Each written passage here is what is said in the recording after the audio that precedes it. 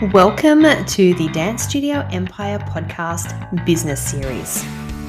This podcast is about building your studio empire, whatever that is for you, whether you're just getting started or striving to hit the elusive $1 million mark. This business series will give you the confidence and know-how you need to transform your studio and give you the business you've always wanted. So sit back and get ready to build your dance studio empire. Hey guys, and welcome back to the podcast. Now, if you are new around here, I'd like to say an extra big welcome to you. And if you're a regular, then welcome back. And I come today with some exciting news. I'm really excited to announce that from today, I am starting the Dance Studio Empire business series. So as you know, this podcast is about building your studio empire and whatever that means for you, because it's different for each of us.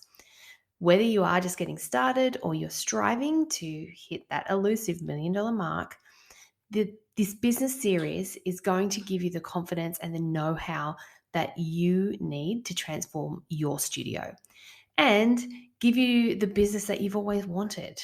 And that's the goal, right? I hope so. So for those of you who don't know, I am nearly into my 30th year of running my studio. Now, at its peak, I had 6 different locations running, and we had over 1,200 students and about 30 staff. And although I chose to consciously consolidate, my studio still to this day is super successful. We have wait lists, we have full classes, and it still gives me an extremely healthy income. So why I'm saying that is what I'm doing is still working. So even though I've been doing it for so long, although I do continue to tweak and do new things and implement and try new strategies, my job for you is just to come and tell you exactly what's working, and you can replicate it and you can do it and make it work for you. So I want to share exactly how I did it, and without overcomplicating it. There's no need for causing extra overwhelm or stress. We've got enough of that in our life. And I don't want you to feel like you need to commit yourself financially, because I know that is another big stress that a lot of studio owners have. So there really are only 4 things that you have to do if you want to get your studio empire thriving. Now, when I talk about thriving, I'm talking about growth. So for you, it might be more students through the door, more enrollments.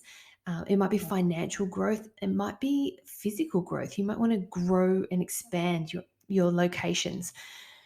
Whatever it is, these are the 4 things, and the only 4 things that you really need to do first and foremost and forever to keep your studio thriving.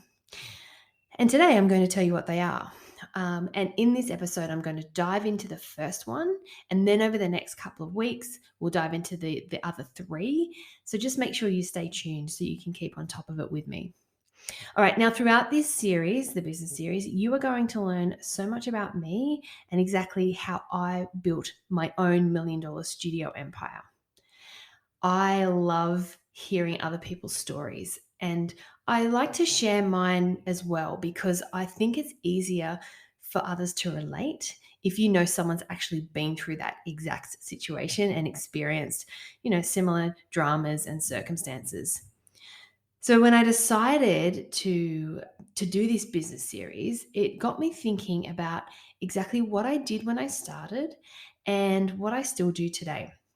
Now, it does look different because we are talking over 30 years. So a lot's happened in 30 years. But really, the strategies and the principles are still the same. And it really isn't complicated. And there's no need for you to feel overwhelmed or stressed with it. I used these 4 things to get me from 0 students to 1,200 doing exactly this. And I'm going to share them with you.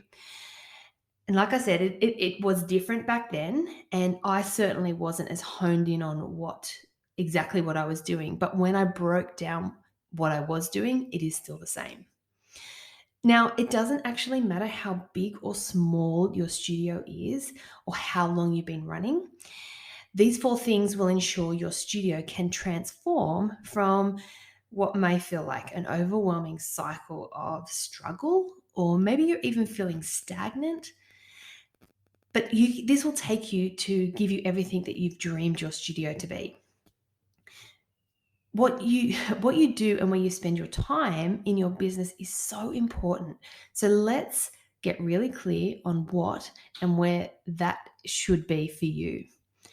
So I now want you to flash forward. Studio owners, they come and work with me for a few reasons. The first thing is they come to me to be better business owners and leaders, to truly think at a higher level, to master the way that they can increase their enrollments, increase their income, and general efficiency in running their studio. Another reason they come to me is because they love my authenticity, my transparency, and I have a no fluff approach to transforming their studio. I don't pat you on the head to make you feel better. I just say it as it is. It's all with love from my heart, but I just know what's going to work for them. So I think they appreciate that as well. And finally, I make it simple. And that's what these episodes are going to be about. Simple, simple, simple. I'll tell you the simplest way to grow and to transform your studio. Okay, now I'll start by saying that when I did start out, there was no social media. Websites were only for the very professional businessy businesses, and there wasn't even an option to add a mobile phone number because phones were still attached to the wall with a cord back then.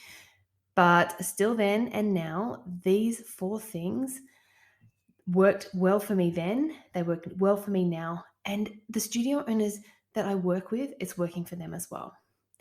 Because whatever your reason is, whether you're wanting to increase enrollment numbers, have a team of incredible teachers, you want more flexibility or that balance in life, or simply to generate more income, I want to tell you, you are in the right place. So here's what I did. I focused on these four simple things. And when I was going really hard in my business growth season, I was increasing my enrollments by 200 each year. 200 on top of the number I had the year before. So that was filling the spots of the people who moved on, and then an extra 200. It was insane. And it went for probably about 4 years. And that's when I had my big jump in growth. So here they are. Okay, the first one is you need to attract the right people. The second thing is entice them to try a class. The third one is to sign them up. And the fourth one is to retain them for life. And that's it. This is all you have to do to get your studio empire thriving. So you can breathe a sigh of relief, stop feeling overwhelmed, and feel like you must be continually throwing money at things, and just simply focus on these four things. And I promise you, momentum will start rolling. The four things: attract the right people, entice them to try out a class, sign them up, and retain them for life. Now, these four things become your base thoughts to every action, to every decision and strategy that you implement within your studio. So let's dive into the first one about how to attract the right people and why it's so important. Okay, why? The first and most important reason is that if you have the wrong people in your studio, they are not going to be happy ever. And if they aren't right, nothing that you do or say will be able to change that. I really encourage you, never appease them or try and change things for them, because the result is always the same. It's going to cause you more work, it's going to take you more time, and ultimately create unnecessary stress and drama, and they will still leave anyway. So be brave. If they're not right, move them on or don't accept them, which I know can be hard.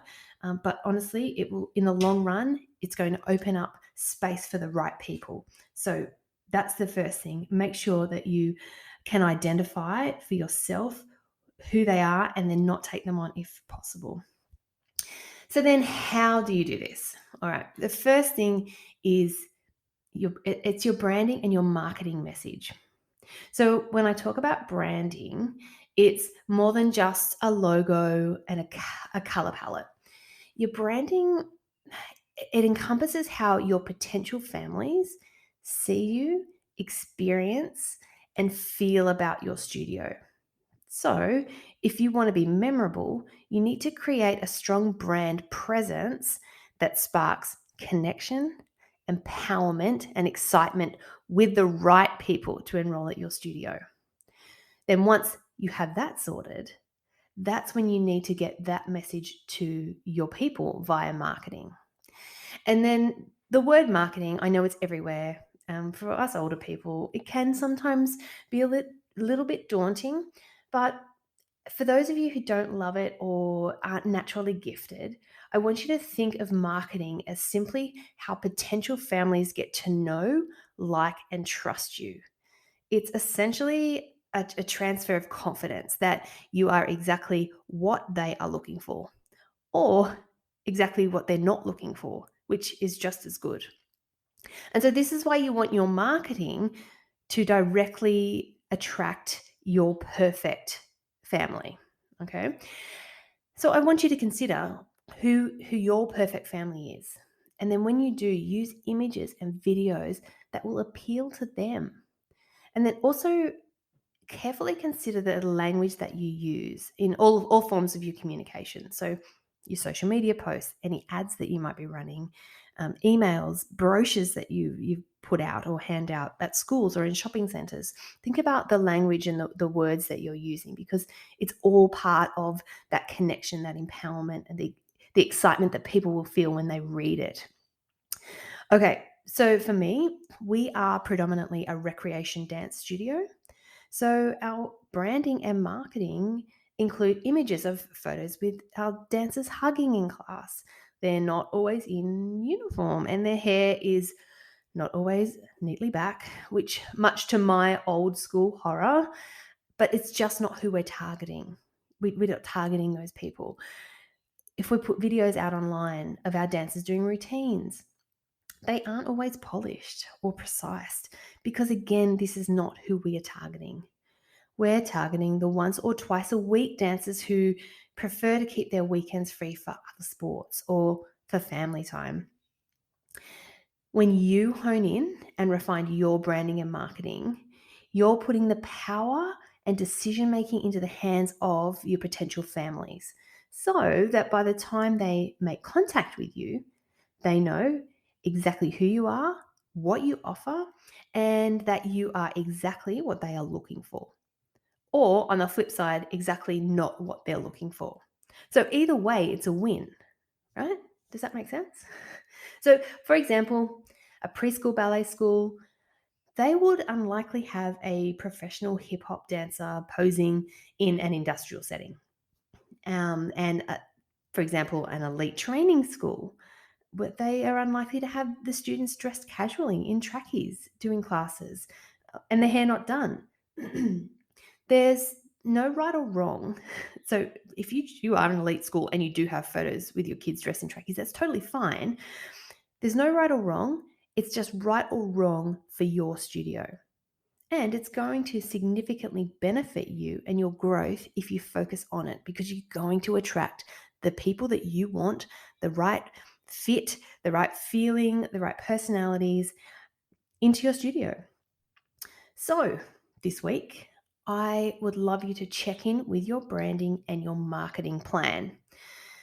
Look at those images. Look what you're using. Assess the language that you're using in your marketing, your emails, social media posts, and ask yourself, do these represent who I want in my studio?